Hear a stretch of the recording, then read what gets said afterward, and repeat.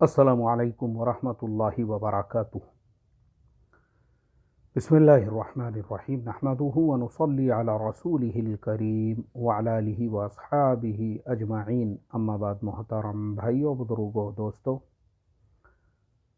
मैंने लाइव मजलिस में ये कहा था कि देखो, मैं चश्मा जो है ना, ये 1999 27 जनवरी को पहली मरतबा मैंने मेरी आंखें चेक कराया था और मुझे चश्मे का नंबर उस वक्त मिला था। मैं तब से लेके मुस्तकिल चश्मा इस्तेमाल करता हूँ। अब दरमियान के दिनों में मेरा चश्मे का नंबर हो गया ख़त्म। मुझे अभी चश्मे की ज़रूरत नहीं है, ना मुझे किताब पढ़ने के लिए चश्मे की ज़रूरत है, ना मोटरसाइकिल चलाने के लिए। क्योंकि पहले मेरा ऐसा प्रॉब्लम था कि अगर मैं मोटरसाइकिल या बाइक चला रहा हूँ तो दूर कोई बोर्ड है, उस पर किलोमीटर लिखा हुआ है, कोई एरिया का नाम है, तो बराबर से मेरे पढ़ने में नहीं आता था। मतलब दूर का देखने में मुझे थोड़ी दिक्कत होती थी। इसके लिए मैंने 27 जनवरी 1999 को मेरी आंखें चेक कराया था और तब मुझे जो है ये चश्मे का नंबर मिला था। उसके बाद से फिर मैं चश्मा मुस्तकिल तौर पे पहन रहा था। लेकिन पिछले 2-3 सालों से मेरा चश्मे का नंबर बिल्कुल ख़त्म हो चुका है। लेकिन फिर भी मैं, चूँकि मुझे लोग फिर बग़ैर चश्मे के बहुत सारे जगहों पे मैं सफ़र वग़ैरह में गया तो लोगों का ये कहना होता है, ख़ास तौर पे मेरे अपने गांव में, मेरे अपने ज़िले में, तो वहाँ ज़्यादातर मेरे पुराने ताल्लुक़ात वाले हैं जिनमें बहुत सारों ने मेरी इमारत के अंदर जो है चिल्ले 4 महीने लगाए हुए हैं। बहुत सारे मेरे साथ में पढ़ने वाले साथी हैं। फिर वो बोलने लगे, अरे यार, हमने पहचाने ही नहीं, तुमने चश्मा नहीं पहने तो इसके लिए मैं अभी जो चश्मा पहनता हूँ ये सिर्फ फॉर्मेलिटीज़ के लिए पहनता हूँ। अल्हम्दुलिल्लाह ये चश्मे का नंबर ख़त्म हो चुका है। तो मैंने लाइव मजलिस में जब कहा, क्योंकि उसमें भी जो आप लोगों के मैसेजेस आते हैं मुझे उसके लिए चश्मा निकालना पड़ता है और फिर मुझे पूरे मैसेजेस पढ़ना पड़ते हैं। तो बहुत सारे लोगों से मैंने भी ये वादा भी किया था कि मैं इस पर वीडियो बनाऊंगा और आप में से बहुत से लोगों का तकाजा भी था। मैं देख रहा हूँ कि पिछले मेरे हर टॉपिक के वीडियो पे कोई ना कोई कमेंट करता है कि मुफ्ती साहब, आपने वादा किए थे कि आप इस उन्वान पे वीडियो बनाएंगे कि आपका चश्मे का नंबर कैसे ख़त्म हुआ। देखो, कुरान करीम में अल्लाह तबारक व तआला ने फरमाया है, अऊज़ु बिल्लाहि मिनश शैतानिर रजीम, या अय्युहन्नासु कुलू मिम्मा फिल अर्ज़ि हलालन तय्यिबा। हमको हलाल खाने का अल्लाह तबारक व तआला ने हुक्म दिया है। हलाल और तय्यब, तय्यब कहते हैं पाक को। अब हलाल क्या है और पाक क्या है, ये पहले तो इस आयत के शान नुज़ूल में मैं आपको बता दूं कि अल्लाह के नबी सल्लल्लाहु अलैहि वसल्लम के ज़माने में भी बहुत सारे लोग ऐसे थे जो गुलू करते थे। उन्होंने बहुत सारी चीज़ों को अपने लिए हराम करार दे दिया था। तब कुरान करीम में अल्लाह तबारक व तआला ने ये आयत नाजिल की, या अय्युहन्नासु कुलू मिम्मा फिल अर्ज़ि हलालन तय्यिबा। अब हलाल और तय्यब जो है, जो भी चीज़ जिसको अल्लाह ने हलाल किया, यानी हराम क्या था, हराम को अल्लाह ताला ने वाज़ेह कर दिया कि हुर्रिमत अलैकुमुल मैतत वद्दम वलहमल खिंज़ीर। अल्लाह तबारक व ताला ने जिसको हराम करार दिया उसको भी वाज़ेह कर दिया। मुर्दार है, खून है, खिंज़ीर का गोश्त है, अल्लाह के गैर पर ज़िबा किया हुआ ज़बीहा है, ये सारी चीज़ें। और उसके अलावा भी फिर अब शरीयत के अंदर जो है फिर अहादीस में आपको बहुत सारे ऐसे जानवर मिलेंगे, बहुत सारी ऐसी चीज़ें मिलेंगी। तो हलाल और हराम जब वाज़े हो गया तो अब जो हलाल है हमारे लिए, वो चाहे बकरे का गोश्त हो, मुर्गे का गोश्त हो, गौरान मुर्गे का गोश्त हो, अच्छे से अच्छी ग़िज़ाएँ आप खाओ, आपको मना नहीं है। हलाल बिल्कुल आप खा सकते हैं। पैसा खर्च करो जितना ज़्यादा से ज़्यादा, असली घी का खाना है वो खाओ, ये सारी चीज़ें बिल्कुल हलाल है, जायज़ है आपके लिए। अब ये जो अल्लाह ताला की हलाल नेमतें हैं ना, तो इसमें बहुत सारी ग़िज़ाएँ ऐसी है जो हमारे बहुत सारे बीमारियों का इलाज होती है। अब जैसे बहुत ध्यान से सुनो, जैसे हमको कोई बीमारी हो रही है, अब जैसे मिसाल के तौर पे ज़ुकाम है, सर्दी है, वो कैसे होती है। अभी थोड़े दिनों पहले पिछले मजलिस में भी मैं बीमार था। क्यों था? क्योंकि मैं जुमेरात के दिन रात में 4 बजे उठा तहज्जुद के लिए, और उस वक्त में मुझे रात में इशा बाद मैंने दाढ़ी पे मेहंदी लगाया हुआ था और शिद्दत की कड़ाके की सर्दी पड़ रही थी। वैसी हालत में मैंने गुस्ल किया, वो पूरा पूरा जो है ना सर को और दाढ़ी को मेहंदी रात भर लगी हुई रही। हालांकि मेहंदी जो है वो हद से ज़्यादा सर्द होती है, उसकी तासीर ही सर्द है। और उस पर नूरुन आला नूर, मैं किचन में गया और तरबूज का ये मौसम नहीं है, लेकिन सारे फलों में मेरा सबसे ज़्यादा पसंदीदा फल तरबूज ही है। मैं दुनिया में भी कहीं पे जाता हूँ और तरबूज मिल गया तो खा के अपना गुजारा कर लेता हूँ। मुझे तरबूज जो है, अब मौसम नहीं है, सर्दी का मौसम है, लेकिन फिर भी बाज़ार में मिल रहे हैं तो मैं हमेशा एक दो तरबूज घर पे रखता हूँ। अब उतनी रात को मैंने उस तरबूज जो है आधा तरबूज खाया और उसके बाद में मैं अपने मामूलात में लग गया। तो हालांकि वो ग़िज़ा है, लेकिन उसका असर हुआ बॉडी के ऊपर और फ़ौरन जो है सर्दी शुरू हो गई, फिर बुखार भाई आ गया, दूसरे दिन ज़ुकाम शुरू हो गया। तो जैसे खाने से आपको बीमारी आती है, ऐसे ही अल्लाह ने ऐसी नेमतें बनाई हैं, उनके ज़रिए से आपकी बीमारी भी जाती है। और मैं आपको साथ में ये भी बता दूं कि वो बीमारी दूर करने के लिए मैं गोलियां नहीं खाता हूं। ये जो गोलियां होती हैं ना अपनी इस तरह की, तो ऐसे छोटे छोटे चीज़ों के लिए मैं गोलियां नहीं इस्तेमाल करता हूं। हत्तल इम्कान मेडिसिन जो है एलोपैथी, उसको अवॉइड करके जो अपना नेचुरल तरीक़ा है उससे मैं कोशिश करता हूँ हील करने की। अब जैसे MDH का जो है ना एक चाय का मसाला आता है, वो मेरी सबसे बेहतरीन दवा है ज़ुकाम और खांसी की। जब भी ज़ुकाम हुआ मैं यही कहता हूँ कि भाई इसको चाय में डाल के, मुझे जब भी चाय बनाऊँगे ये मसाला ख़ास तौर पे, वो मसाला मेरी मेडिसिन है। और उसके अलावा बाकी चीज़ें हैं, अब जैसे लहसुन का ठेसा हुआ पानी है, गर्म पानी ही फिर मैं कंटिन्यू इस्तेमाल करता हूँ और उसमें लहसुन डालने लगाता हूँ 2-4 ठेस के। तो लहसुन का पानी जो है, जब तक ज़ुकाम अच्छा नहीं होता फिर गर्म पानी ही पीना है और लहसुन का पानी पीना है। और फिर ग़िज़ाओं को, ठंडी ग़िज़ाओं को और फ्रूट को अब अवॉइड करना है। अब जो गर्म ग़िज़ाएँ हैं बस वही खाना है। तो इंशाल्लाह 2-4 दिन में, और फुटाने अभी देखो 2 पैकेट रखे हुए हैं, मैं हमेशा इस्तेमाल करता हूँ। तो वो एक अपना खाना, रात में सोते वक्त जो हल्दी का दूध है गरम गरम, आप वो पी लीजिए तो उससे खांसी और सर्दी भी आपकी अच्छी हो जाती है। तो मैं अवॉइड करता हूँ ख़ास तौर पे, क्योंकि ये जो दवा होती है ना, अभी ये जो ख़ास तौर पे ये जो सर्दी की दवा होती है, अभी नहीं है मेरे पास, इसका ढक्कन है, वो इंतहाई, उससे नींद आती है, बहुत ख़तरनाक नींद आती है। तो उससे बेहतर ये है, मैं इसीलिए उसको भी अवॉइड करता हूँ कि भाई ये एलोपैथी की दवाओं को ज़्यादा हो जाता है तो बात और है, लेकिन अभी जब तक कंट्रोल में है, कंट्रोल में कर लो उसको आप। अल्लाह ताला ने जैसे कुरान में फरमाया कि आप हलाल और तय्यब ग़िज़ाएँ, ये आपकी सेहत के लिए मुफीद है, बेहतर है। आप हलाल और तय्यब, जब कुरान में कहा हलाल और तय्यब खाओ, तो वो आपकी सेहत को जो है ना और ज़्यादा अच्छा बनाएंगी। तो इसके लिए जैसे बीमारी ग़िज़ाओं के खाने से आती है, बीमारी ग़िज़ाओं से दूर भी होती है। अब उसकी एक और मिसाल मैं आपको देता हूँ। नवजोत सिंह सिद्धू, आपने देखे होंगे नवजोत सिंह सिद्धू, जो इंडिया के एक ज़माने में बड़े मशहूर और मारूफ क्रिकेटर हुआ करते थे और सांसद भी थे, मिनिस्टर भी थे। उनकी बीवी जो खुद एक ज़माने में सांसद हुआ करती थी, यानी वो भी MLA थी, उनको कैंसर हो गया और वो कैंसर चौथे स्टेज में गया। तो अभी ये चीज़ तो बहुत वायरल हो चुकी है, यानी मीडिया में बहस का उन्वान, टीवीओं पे डिबेट चल रहा है। नवजोत सिंह सिद्धू ने कहा कि मैंने सिर्फ नेचुरल ग़िज़ाओं से, नेचुरल जो ग़िज़ाएँ हैं, उबला हुआ पानी है, नीम के पत्तों का पानी है और हल्दी है, ये सारी चीज़ों से और बहुत सारे चीज़ों का परहेज़ करके अब उन्होंने कहा कि मैंने अपने बीवी का कैंसर दूर कर दिया। आज वो औरत माशाल्लाह सेहतयाब है। तो उन्होंने बताया अपने उस इंटरव्यू के अंदर, बाज़ाब्ता प्रेस को बुलाकर उन्होंने उनके सामने ये कहा। तो देखो, जब कैंसर के जैसी बीमारी ग़िज़ाओं से दूर हो सकती है तो बहुत सी बीमारियां हो सकती हैं।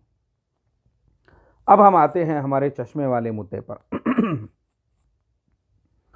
मैं ऐसे ही, हमारी कंपनी जहाँ पे मैं जॉब करता था, एक्चुअल में वो बहुत बड़ी कंपनी है, इंटरनेशनल ब्रांड है, और वहाँ पे जो है अपने एम्प्लॉइज़ के सेहत को लेकर हमारी कंपनी बहुत ज़्यादा प्रिकॉशंस लेती है, बहुत ख्याल रखती थी। अब हमारी वो जो कंपनी है उसमें आपकी मेंटल हेल्थ के लिए तक हर 15 दिन में, महीने में एक जो ऑडिटोरियम है उसके अंदर एक लेक्चर होता था और बहुत सारा वो बेचारे ख्याल रखते थे। और ब्लड के अक्सर जो है चेकअप वगैरह होते थे कि भाई हमारे एम्प्लॉयज़ को कुछ बीमारियां वगैरह तो नहीं है।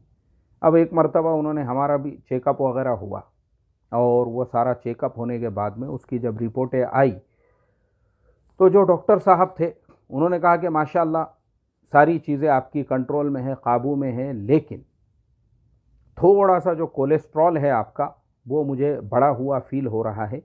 उसके लिए अभी आपको मेडिसिन की ज़रूरत नहीं है, मगर मैं आपको कुछ ग़िज़ाएँ बताता हूँ। तो उन डॉक्टर साहब ने क्या कहा, उन्होंने मेरे से ये कहा कि देखो बोले, सबसे पहली चीज़ है अखरोट, वॉलनट। ये जो वॉलनट है, अखरोट जो है, तो वॉलनट के इसके सिर्फ आपको 7 पीसेस लेना है।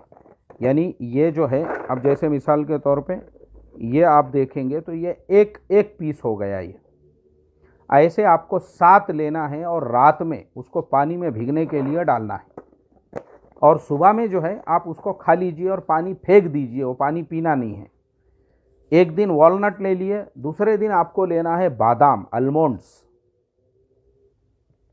बादाम जब लेंगे दूसरे दिन 7 बादाम, ये 7 बादाम आपको वैसे ही रात में जो है 6-7 बजे, ताकि सुबह तक वो अच्छी तरह से ये हो सके।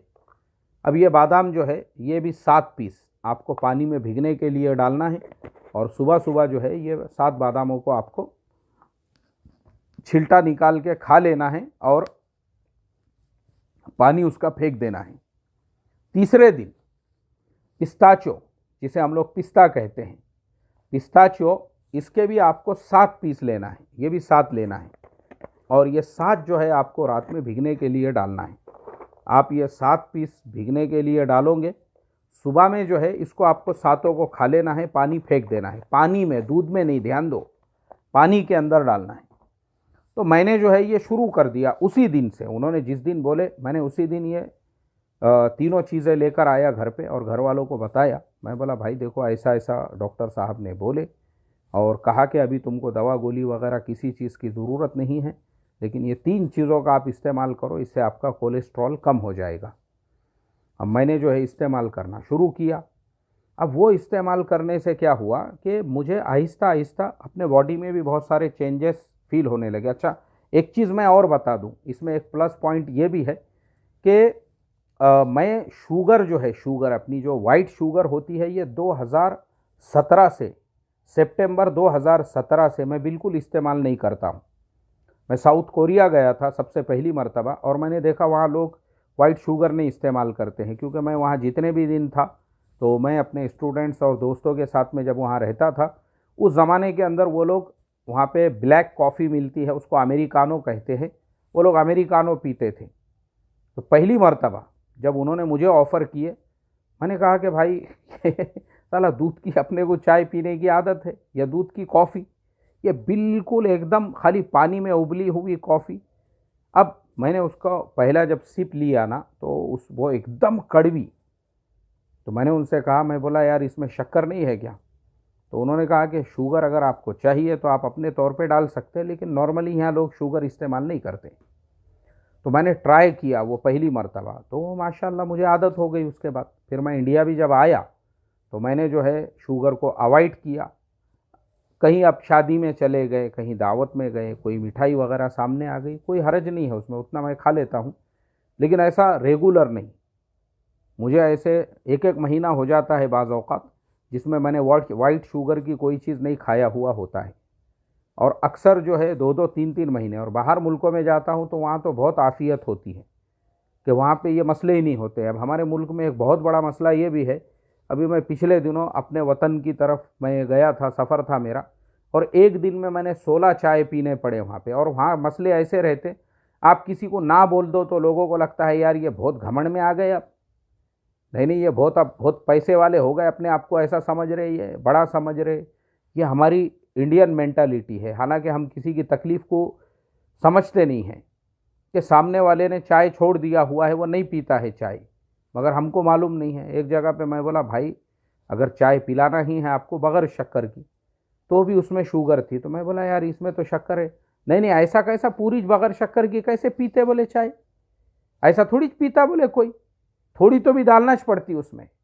ये हमारी मेंटालिटी है। वो 16 चाय पीने के बाद आने के बाद में यहाँ पे मैंने दूसरे दिन पूरा दिन कुछ नहीं खाया, उस दिन मैंने फाका किया।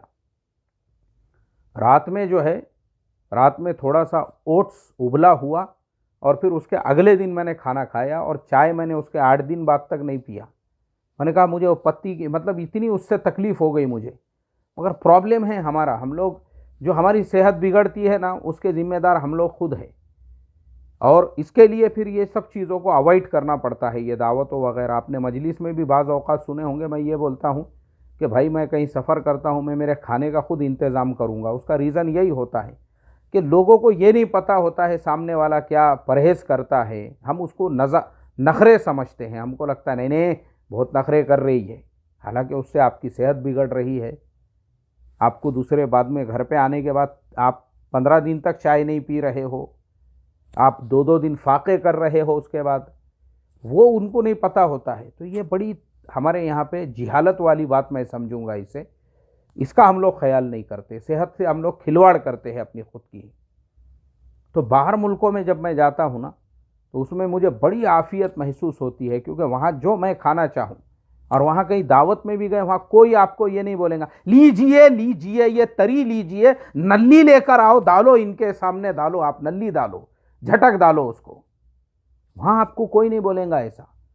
वो मुल्कों में ये फॉर्मेलिटीज़ नहीं है। वहाँ खाना रखा हुआ है, जिसको जो खाना है खाओ, नहीं खाना है मत खाओ, बस ख़त्म। कोई किसी को नहीं बोलता है ये लीजिए एक पीस ले लीजिए, ज़रा गरम लेकर थोड़े बोटियाँ निकाल के लाओ बोले वहाँ से। तो ये सब फॉर्मेलिटीज़ है हमारे यहाँ पे। अल्लाह हमारी हिफाजत फरमाए। तो इसके लिए जो है ना, आप ये फॉर्मेलिटीज़ को दो छोड़ के, अगर आपको, जैसा मैंने कहा कि चश्मे का नंबर मेरा ख़त्म हुआ, ये मैंने एक तो वो अमल शुरू किया, और उसके बाद शुगर मैंने 2017 से छोड़ा हुआ हूँ। उसका असर पड़ा मेरी सेहत के ऊपर बहुत सारी चीज़ों में।